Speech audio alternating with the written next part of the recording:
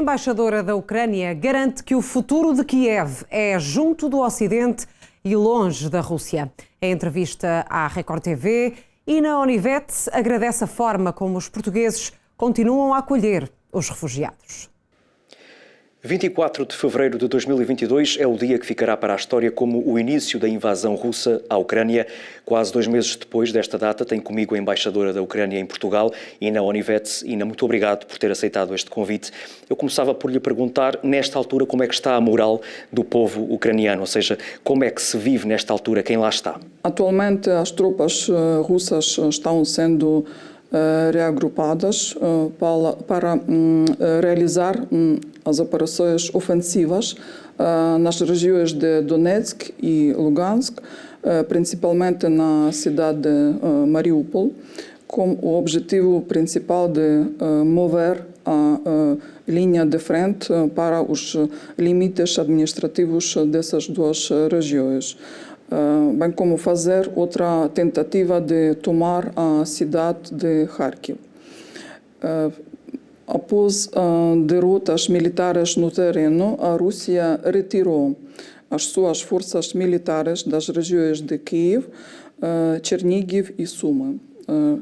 Não foi um gesto de boa vontade, como afirmou o Kremlin, foi o resultado de ações militares das forças militares ucranianas bem-sucedidas.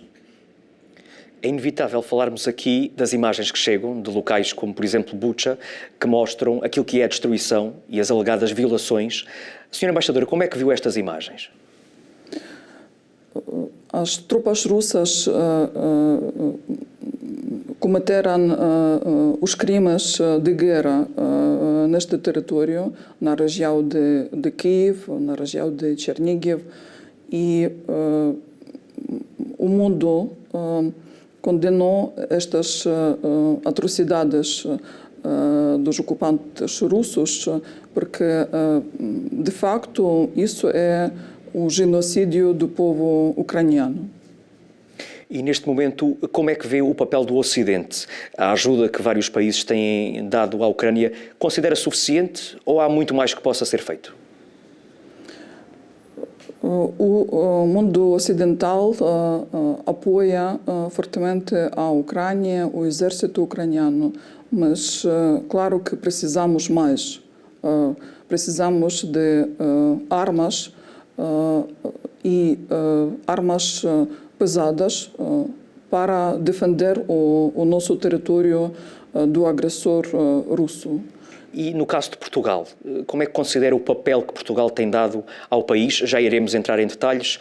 Primeiramente, peço-lhe uma opinião mais geral. Acha que Portugal tem feito aquilo que é possível?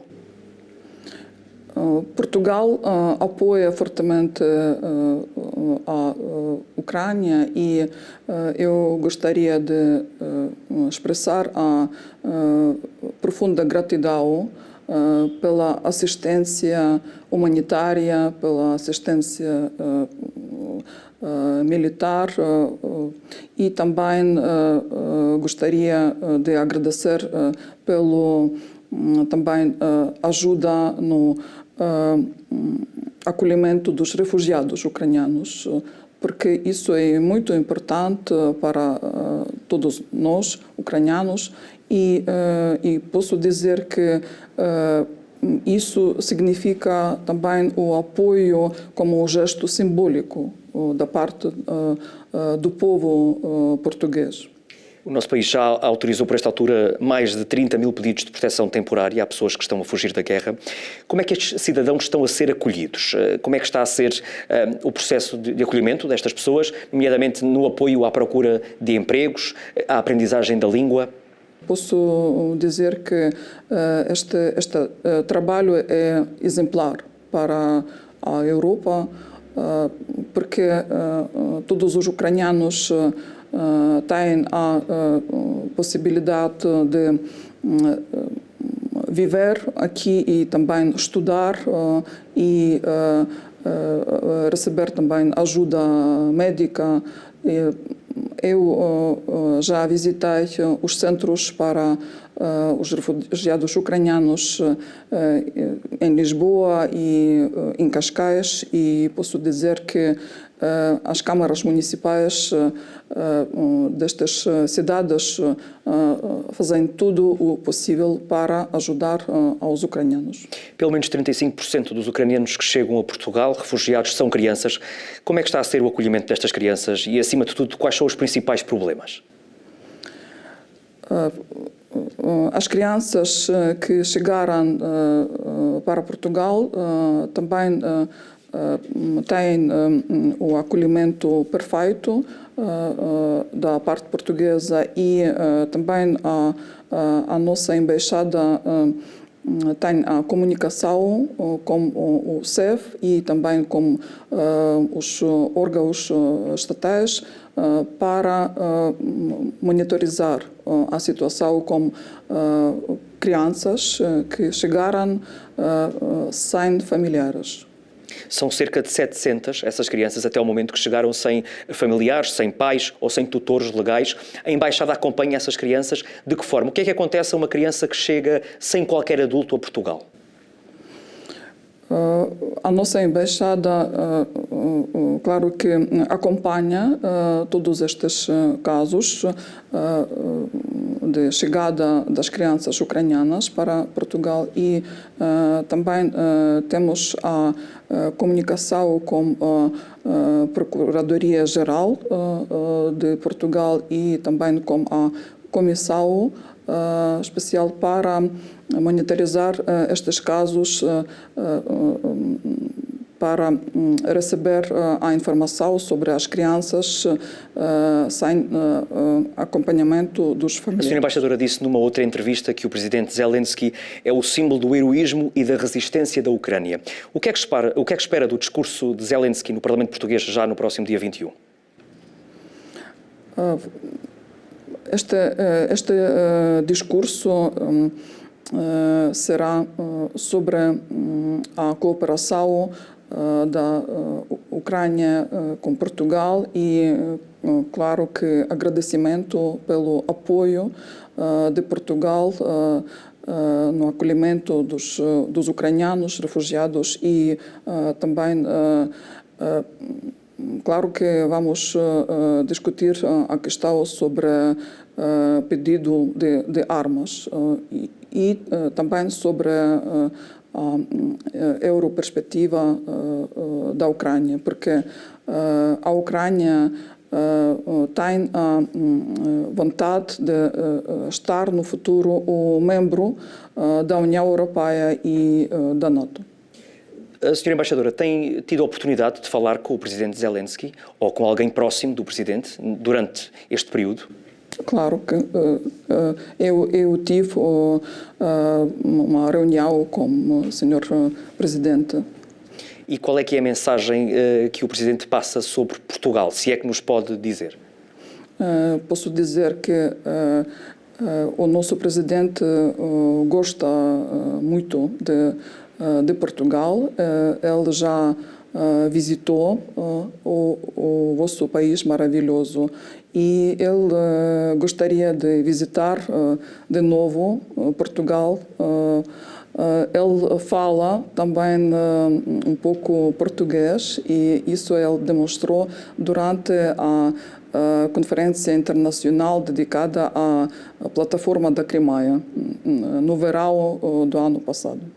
Vamos aguardar então o discurso do presidente Zelensky na Assembleia da República Portuguesa. Senhora embaixadora, um assunto um pouco mais complexo neste momento. A senhora tem alertado bastante para a existência de associações pró-russas em Portugal e que isso representa um perigo muito grande, principalmente para as pessoas que estão na Ucrânia, mas que têm família cá. Que associações são essas? Estas associações estão reconhecidas como ucranianas pelo Alto Comissariado para as Migrações e discutimos esta questão durante muitos anos, mas ainda não esta questão não foi resolvida. E no âmbito da situação com acolhimento dos refugiados ucranianos, este problema explodiu, porque os ucranianos que fugiram do mundo russo, que chegou para capturar a Ucrânia, eles aqui precisam de contactar com os representantes deste mundo russo. O próprio Alto Comissariado sabe que estas associações existem e que são pró-russas. E mesmo assim há o encaminhamento destes cidadãos junto dessas associações. Atualmente podemos ver que estes ucranianos que buscam o acolhimento no território de Portugal, eles precisam de contactar com as câmaras municipais e, por exemplo, a Câmara Municipal de Setúbal tem o gabinete do Sr. Igor Hashen, o representante da associação e presidente da associação Единство, e está estreitamente ligado com a embaixada russa em Portugal. Neste momento há um braço de ferro muito grande. Vladimir Putin não quer um cessar-fogo, recusa-se. Fala do termo desnazificação da Ucrânia. Ainda assim, acredita que ainda é possível parar com esta guerra? Podemos parar esta guerra com a ajuda de armamento, das armas pesadas e para deter a agressão russa. E a Ucrânia mostrou a possibilidade de resistir e defender o seu território, porque o exército ucraniano não só está a defender o nosso povo, mas também atualmente realizou muitos ataques ofensivas contra as tropas russas. E então precisamos um armamento da parte do Ocidente e podemos vencer. Os ucranianos já sonham em reconstruir as suas cidades? Claro, precisamos de parar esta guerra para renovar a vida normal na Ucrânia e para restaurar as casas arruinadas e também infraestrutura civil. Mas, infelizmente, muitas pessoas, muitos ucranianos morreram e também incluindo muitas crianças. Isso é uma tragédia para o povo ucraniano, mas os ucranianos têm o direito de viver no Estado democrático e nós gostaríamos de estar no futuro uma parte integral do mundo ocidental. Não queremos viver no mundo russo, porque o mundo russo significa morte, significa torturas e como podemos ver o que cometeram os russos em Bucha, em Irpin, em Mariupol, isso significa o mundo russo. Não gostaríamos de viver neste mundo terrível. E por isso condenamos os crimes de guerra que já foram cometidos pelas tropas russas. E posso confirmar que a Ucrânia e os ucranianos somos as pessoas que gostam de paz e da liberdade. Não somos nazis. E os ucranianos, durante a Segunda Guerra Mundial, lutaram contra a Alemanha nazi e muitos também morreram nesta luta. E por isso o que diz Putin sobre a Ucrânia, que somos nazi, isso é mentira. Isso não é verdade e isso significa desinformação da parte da Rússia. Sr. Embaixador, é com essa mensagem que deixa de uma vontade muito grande por parte de todos os ucranianos em pertencerem a este mundo mais ocidental e afastarem-se da Rússia que terminamos esta conversa. Eu agradeço muito a sua disponibilidade. Muito obrigada e posso dizer que nós, ucranianos, somos otimistas. Vamos vencer. Muito obrigado. E slava Ukraine. Glória à Ucrânia. Força Portugal.